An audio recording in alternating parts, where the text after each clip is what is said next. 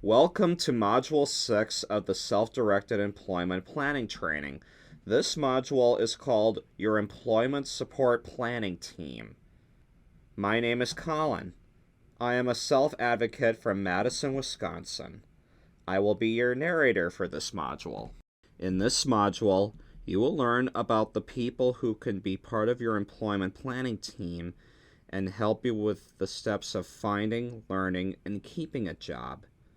The steps of the job-seeking process will be described, and the different people who might help you with each step will be discussed. You will also hear about a good way to work as a team to reach your employment goal. There is a section in the workbook that goes with Module 6. After you go through this module, you can use the workbook to answer the questions and continue to create your plan for employment. There is also a section in the resource guide that goes with this module.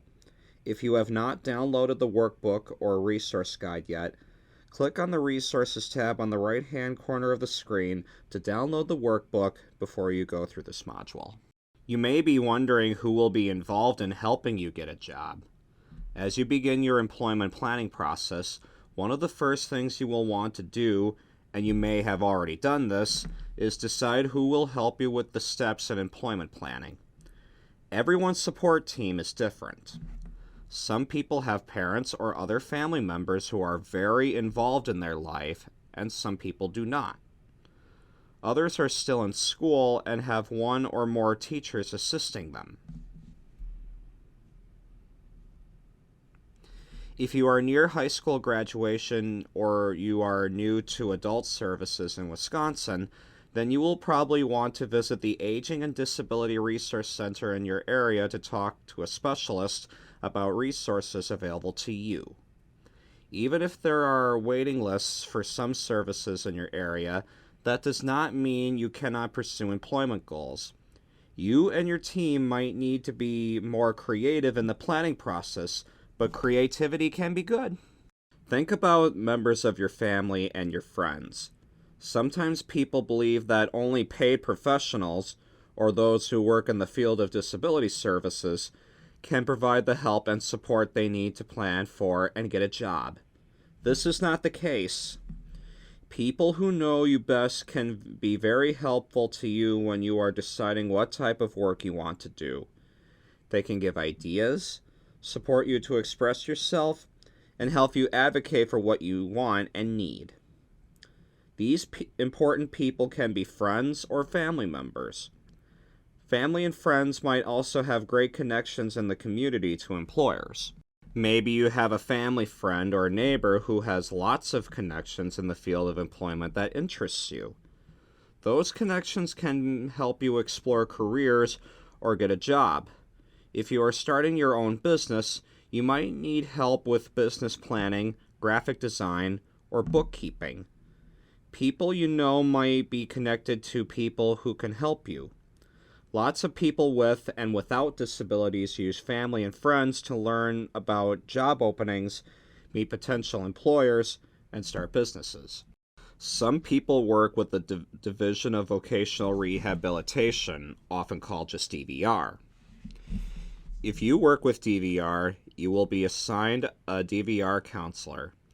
DVR is a good place to start when you begin your search for employment. To get help from DVR, you will need to complete an application with help as needed and then create an individual plan for employment or IEP. Completing this training and the workbook that goes with it will be a great start to show your DVR counselor.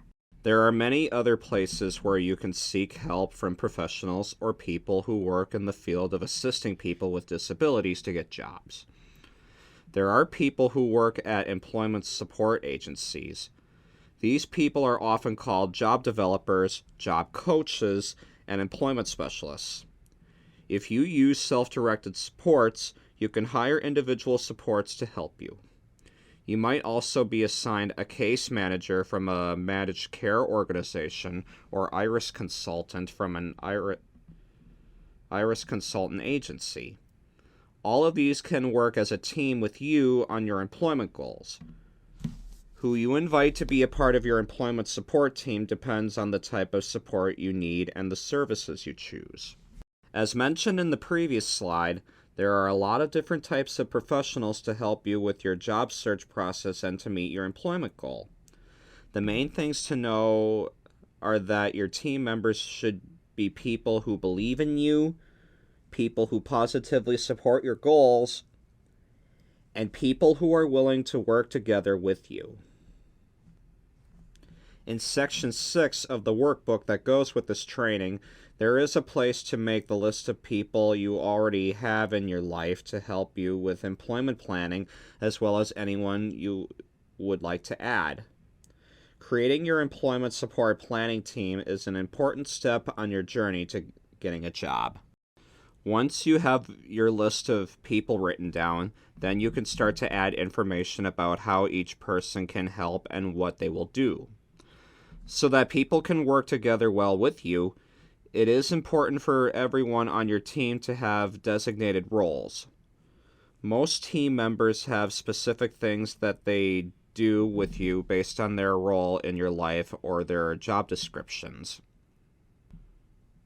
The people involved in your employment planning team help you in different ways depending on what part of the planning process you are in. There are 5 main parts in the employment planning process. You will learn more about these in the rest of this module and more in Module 7. There are 5 main parts to the process of getting a job. 1. Discovery and assessment. 2. Planning. 3. Looking for a job. 4. Learning a new job. And 5. Maintaining a job. Each member of your team plays different roles in supporting you during each part of the process. Discovery and assessment is the time when you figure out what types of job you want to look for based on your interests and skills. If you are working with DVR, your counselor may want you to work with an employment specialist to narrow down your interests or identify your skills. These services are sometimes called discovery or career profile. You will learn more about these in Module 7. If you are in school, your school staff can do discovery with you or use other assessment tools to help you learn what jobs are best for you. The people doing these things with you are getting to know you and helping you to understand your skills and interests. People using these assessment techniques with you should be helping you and your team realize the many positive things about you. They should also help you and your team members understand specifically how you need support to be successful. If, after you get started, you or those who support you do not feel what you chose provided you with a fair and insightful look at your skills and abilities, you can review your options and choose a different option. Once you have had a chance to decide on what options that match your skills and abilities, then it is time to make a plan for how you will get that type of job or start your business. You might also need to address some of the common barriers mentioned in Module 4, such as finding transportation and learning how earnings will affect your benefits or getting more work experience. You should get your entire team together to help you develop a plan that makes sense for you. Part of the planning development might be finding additional team members with the expertise that you need. It is wise to ask your team to meet with you every month or so to keep everyone informed and the employment planning process moving. These team meetings are a place for your team members to come up with ideas with you and consider solutions to barriers or problems. At each meeting, your team members should talk with you to decide what needs to happen, who will work on those things, and your desired and realistic timelines. Once the plan is in place with the team and some action steps are decided, you will work individually with team members or in small groups between team meetings. This is where understanding each other's roles are very important. Once you have completed the first steps of assessment and planning, the next part is looking for a job. This is when you work on your resume or portfolio, look for job opportunities, apply for jobs, and have job interviews. This part of the process is sometimes called job development. It is common for people who need support to work with a professional from an employment support agency, school personnel, or paid support staff for job development. However, you do not have to if you do not want to. You may have someone else in your life that you want to ask for help, or you may want to use the resources available to you and do your own research. For many people with and without disabilities, looking for a job takes time and is the longest part of the employment planning process. Other team members such as family, case managers, and DVR counselors can help you during the job seeking process by coming up with additional ideas, asking around to people they know about job opportunities, and working with you to make sure the services you are getting are meeting your expectations and needs. Job developers can help you in many ways. To get the most out of working with a job developer, you first need to understand what they can do and determine if it is the right kind of support you need. You can find out by talking with your case manager, DVR counselor, school staff, or directly to a job developer. Some of the ways that job developers can help you are creating a cover letter and resume, portfolio, or set of documents about your skills and experiences and other job-seeking tools. Teaching you how to look for job postings using the internet, Job Center, and other places. Working with you to become comfortable talking to employers and teaching you interview skills. Working with you to research employers and create a list of businesses you would like to work at. Networking with and contacting employers with you or on your behalf. And finally, working with you on disclosing your disability and job accommodations. Most people find jobs through other people that they know. After all, some experts say that less than 20% of all jobs are ever advertised. Most jobs exist in what is called the hidden job market.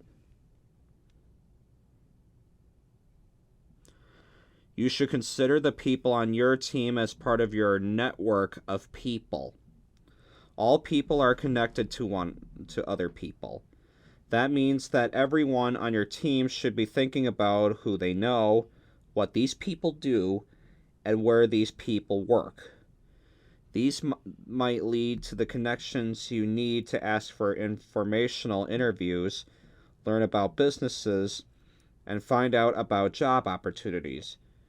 Getting you connected with potential jobs is a job for everyone, including you.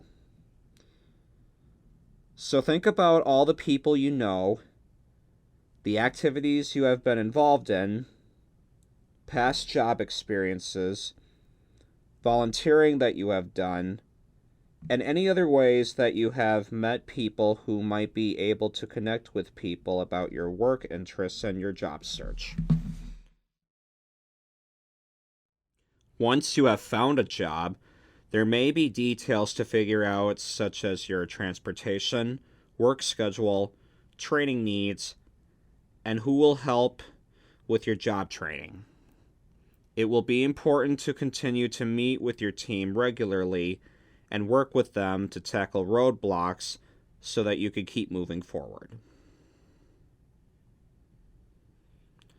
Learning a job once you have gotten an offer for employment and accepted it is called job training.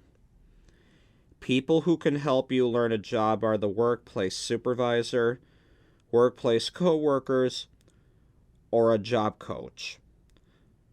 Job coaches do not work for the employer.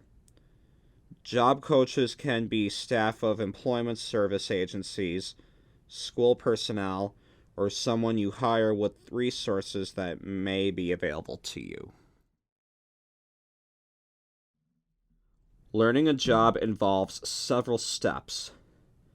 Once you get a job offer, you will need to know the specific job duties, work schedule, pay rate, and training plan. Typically, this information is provided by the workplace supervisor. If you are working with a job developer and job coach, they should work with you and your supervisor to get all of this information to develop your job training. The person who was your job developer may also be the person who helps you learn the job. Or you may work with a different person who is your job coach.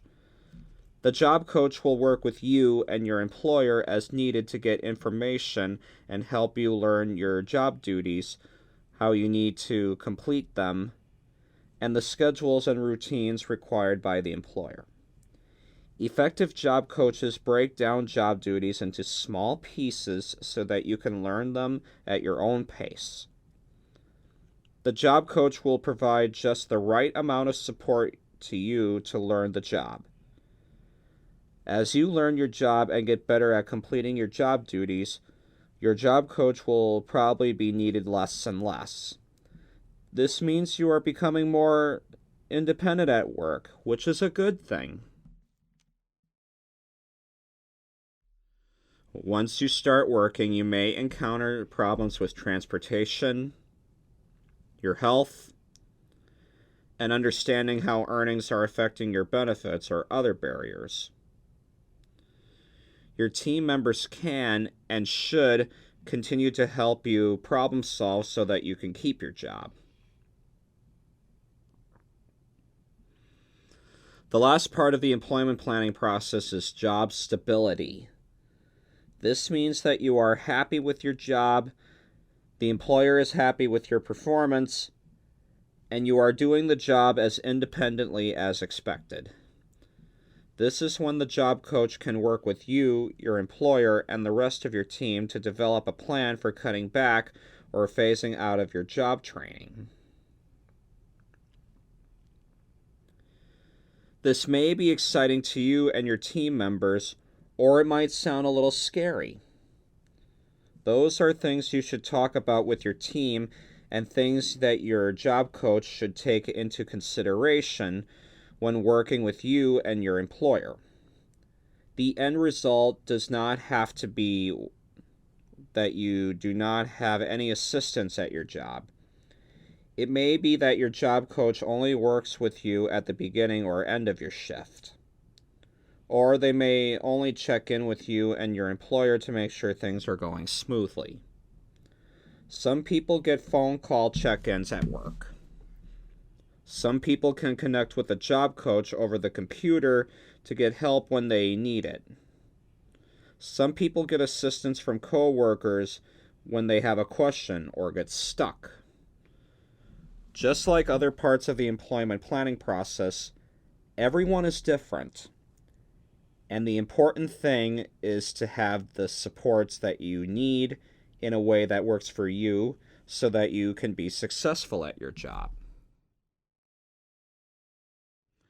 There will probably be someone whose job is to coordinate your employment support planning. If you are working with a managed care organization or MCO, you will probably have a care manager who coordinates your planning and your team with you. If you choose to participate in the IRIS, Include, Respect, I Self-Direct program, you will probably have an IRIS consultant or support broker who helps you to coordinate your employment support planning team. Or you can choose someone such as your mom, dad, sister, brother, or aunt to be the coordinator. As you go through the employment planning process, remember that you do have people ready and available to assist you through the steps. It is important to have people on your support planning team that work well with you, who believe in you, and who help you in the right way. In other words, the members of your support planning team should be a good match for your support needs. If you already have people who are well suited to assist you with the things that you need, that is great. If you still need to find the right people, there are ways that you can do that. Modules 9 and 10 will help you learn how to find the right people to support your employment goals. Teamwork is a key to success with employment planning. In this module, we have talked about the roles of different people on your employment planning team and how they can work together with you. Every good team needs a coordinator or someone to keep them working together. Whether that person is you, an MCO care manager, an IRIS consultant, a support broker, or someone else you hire, that person should work with you and your team to have productive planning meetings on a regular basis. If you do not feel planning with your team has been productive, you should talk about this with your team and come up with solutions. During the first 3 phases of the employment support planning process, meeting every 4 to 6 weeks is a good idea. Even though it is not always easy to get everyone together that often, it will help everyone check in and be accountable for what they say they would do with you and for you. And remember, that means you too. When your employment support planning team meets, you should talk about the stage of planning you are in, what has happened since the last meeting, how you think it is going, what needs to be done next, and what each team member will work on between that time and the next meeting. You should also plan the next meeting and get it on everyone's calendars before wrapping up the meeting. There is an example and template for team meetings available in the resource guide that might be helpful to you and your team. You can make copies of this and take notes on it, or you and your team can develop a format that works well for you. It is a good idea to designate someone at the meeting to send the notes with a to-do list out to all team members. Remember that by following a regular pattern of getting people together regularly, sharing ideas and solving problems, asking everyone to summarize what they said they would do, setting the next meeting, setting out a to-do list to help everyone stay on track, and repeating this process as many times as needed, you are more likely to get to your goal in a way that you want and probably a lot faster than if you didn't keep your team working together. Congratulations! You have completed the 6th module of the Self-Directed Employment Planning series. Now it is time to answer the questions for the section in your workbook and explore some of the resources for the section listed in the resource guide.